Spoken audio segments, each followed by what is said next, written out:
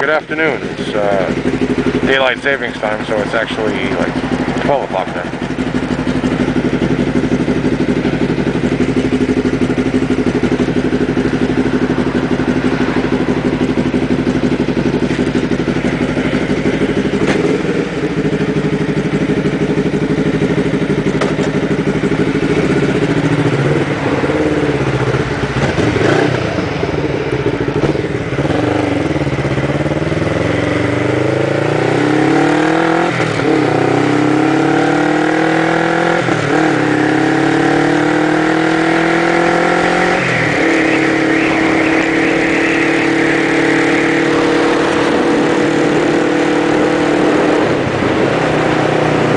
So whenever I first get the bike out on the road, or any bike on it, like this is still the loaner bike.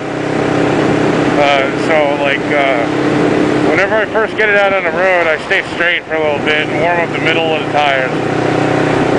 And after a little while, I'm going to start to shake it back and forth. Just do a little left, a little right, a little left, a little right, just to warm up the sides. That way, as I take corners, the tires are already warm and they grip the asphalt better. I mean, if you ever look at the roads are like asphalt, American asphalt. I don't know about the European roads, what they do over there, but American asphalt, it's a whole bunch of little rocks with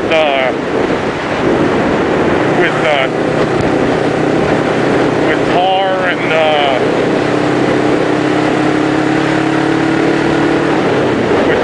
and pulverized rock and water and a whole bunch of like melted rubber and a whole bunch of other crap that they put in there, and it basically gives it texture.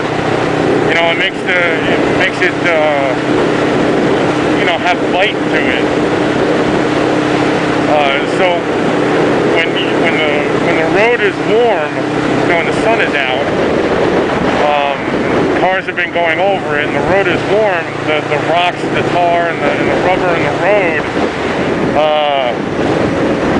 melt down a little bit, and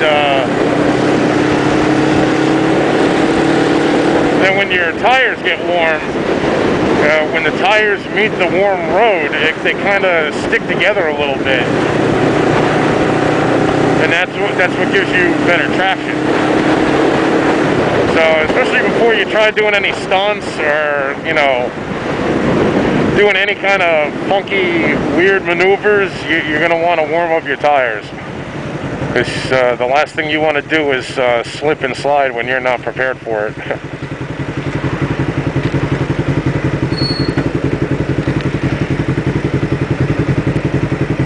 Yeah, it's a good point. I don't know about any European. I've never been to Europe or Asia. I went to the Caribbean islands once. But I don't know what kind of roads they got, how they make them and whatnot over there. So. But yeah, I always try and warm up my tires as soon as I get right on the bike.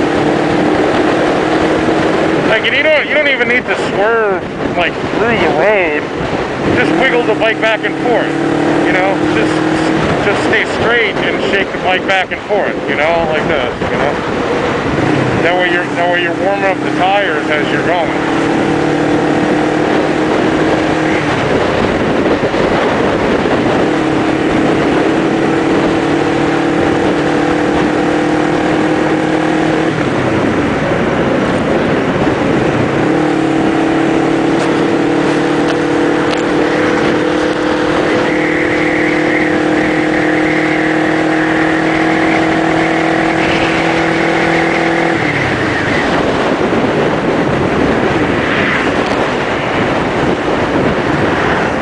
It's a little windy today, but it's actually fairly decent. Said it was supposed to be like a high of 49, 50 degrees, and it's probably about 54, 55 degrees already.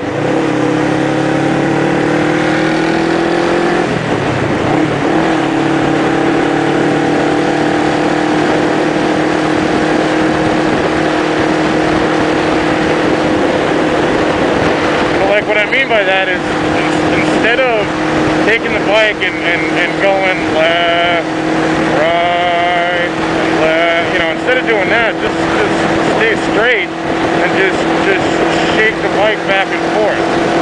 That'll still warm up the edges of your tires, you know, and the cops won't think that you're drunk and can't control the bike, you know.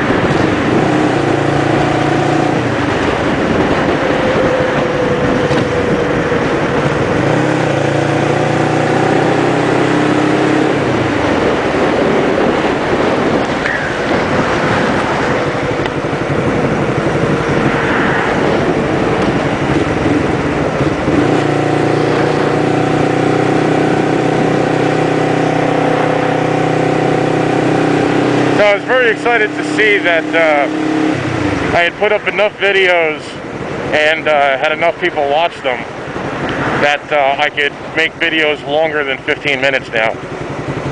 So I'm going to have to go back and redo a couple of the videos that I wanted to be longer, but due to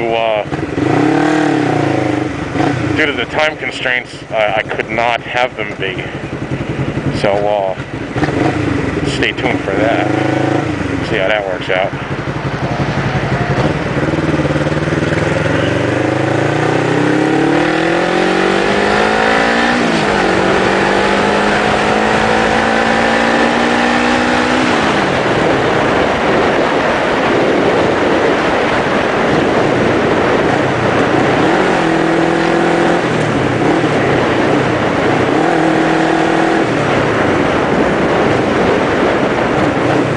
I knew he was going to do that.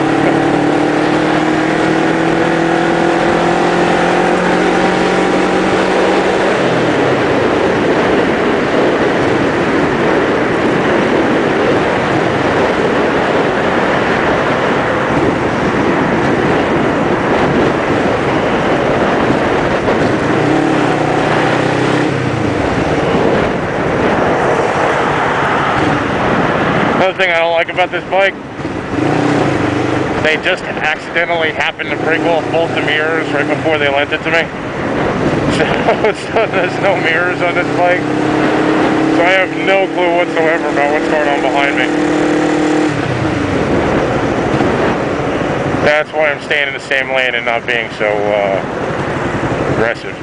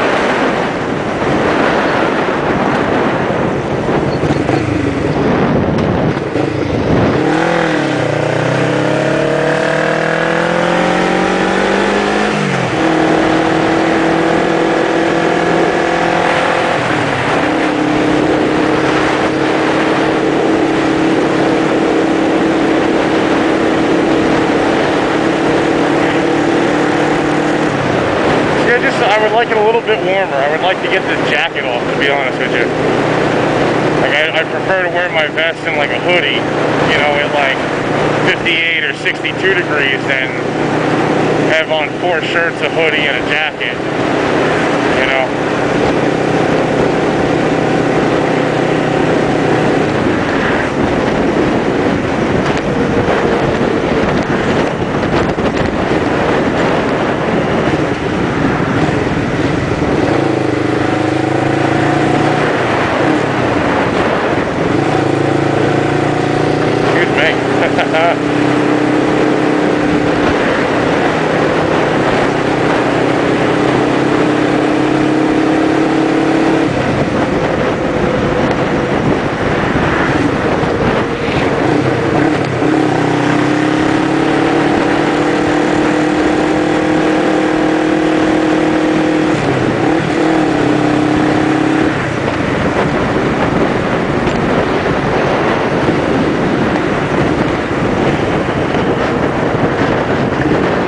Definitely a nice day, huh?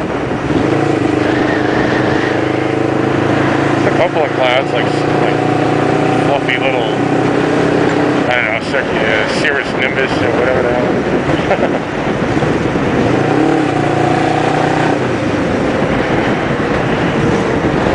So, somebody was asking me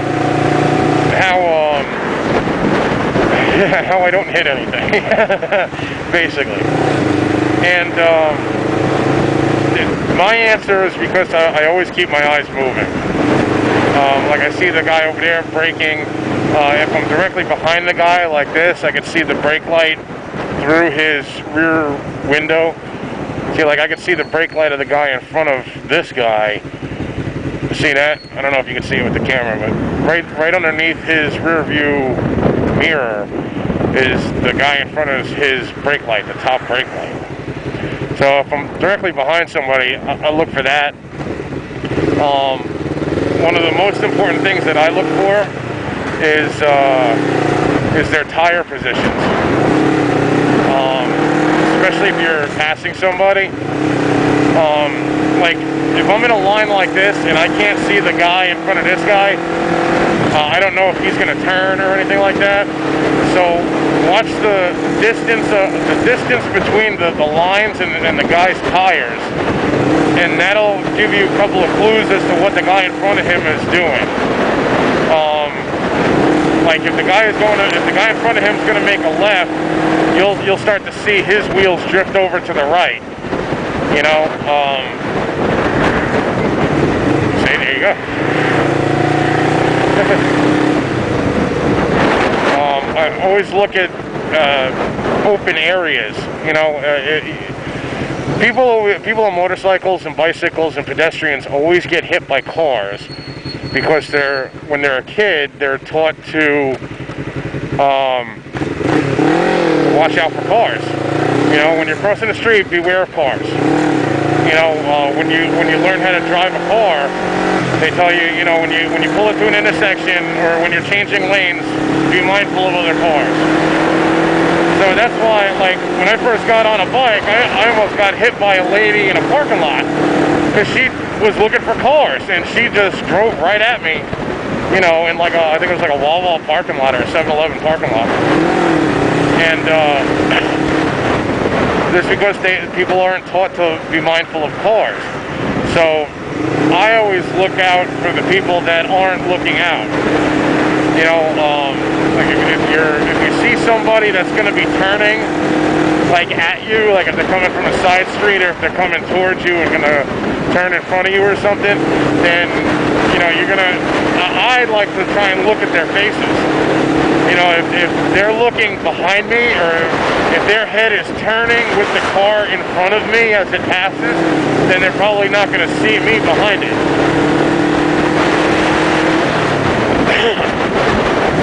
You know, look ahead of what you're getting to. Like look at that intersection, look at the next intersection, look for the street signs. You know, if you find a street sign, you're gonna know that somebody may pull out of there. At nighttime, it's a lot easier because you'll be driving along, and all of a sudden you'll see the road lit up in front of you, like coming across the road, and you realize that there's, you know, headlights coming out of that side street, and that's why the lights are shining off in front of you. So and that makes it a little bit easier. During the daytime, you have to be a little bit more mindful, but they should be easy to spot as long as your eyes are always moving from left to right. You know, I mean, that car backing up out of the spot, you know, you gotta see these little things.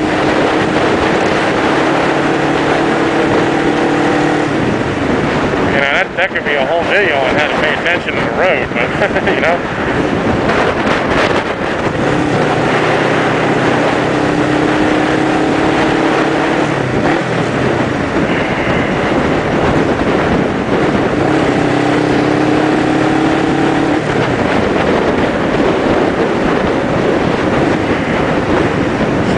be mindful of cars. Be mindful of other motorcyclists, bicyclists, pedestrians. You know, if you see a bull roll out in the middle of the road, assume that there's a kid chasing after that bull. You know what I mean? Like, don't assume that the bull fell out of a tree somewhere. Assume that there's some kid running out in the road after it, chasing it. You know?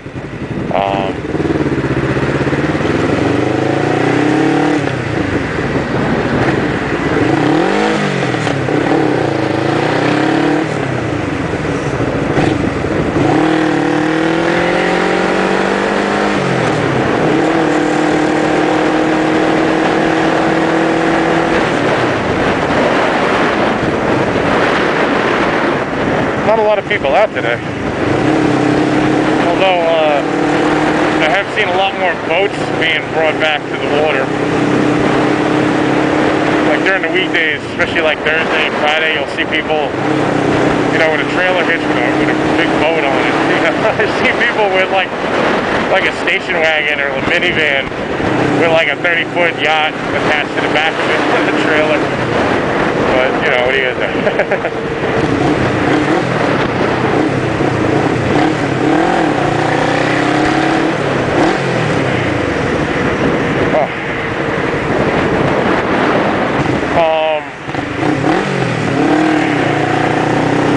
I think I got a couple of minutes left. I don't even know. There's no clock on this bike. I have no clue how long I've been talking.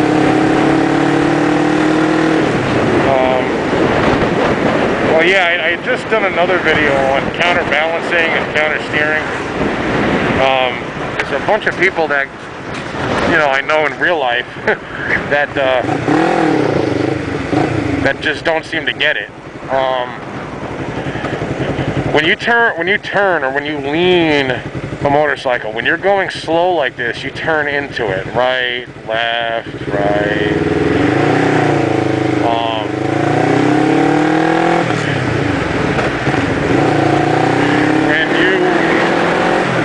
When you're going faster, when you're going over 15 miles an hour, you have to countersteer. So if I push the right hand grip to the forward, the bike will lean to the right. So I have to lean to the left here, so I'm going to push the left hand grip forward, and that's going to lean the bike. See the bike lean to the left? The bike lean to the left, see? Lean to the left. So, that's countersteering. Counterbalancing is when you, counterbalancing is when you offset the weight of the motorcycle with your body. So instead of regularly leaning, when you're leaning with the bike, to counterbalance, like here, I'm going to bend to the right, so I'm going to shift my left ass cheek off the bike, and I'm going to shove the motorcycle down to the right. And now I'm leaning the bike. I'm straight up and down, but the bike is leaning. Now the other kind is to lean with the bike, like this. You lean into the turn. So that's the difference. You can lean in with the bike. You can stay aligned with the bike, but you won't get as much lean because you can only lean so far like this. You know, otherwise you're going to hit that 45 degrees and all of a sudden your bike's going to slip out from underneath you. You know, one good trick is to push down on your outside foot. Not the outside being the foot that you are not, the direction you are not turning into. So if you're turning to the left, you want to push in your right foot.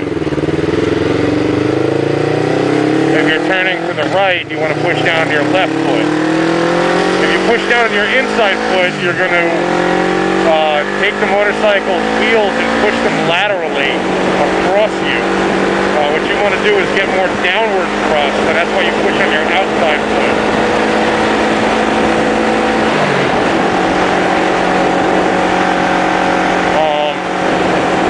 Yeah, so counterbalancing, you shift your butt and your body to the opposite side of which way you're turning. So if you're making a left-hand turn, you're going to shift your butt to the right of the bike. Like, what is this guy doing?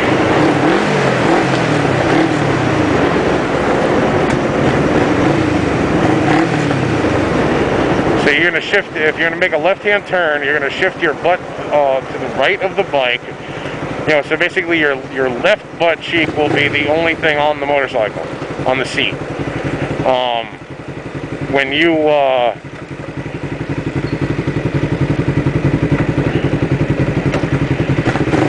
and then what you do is you force the motorcycle down into the turn.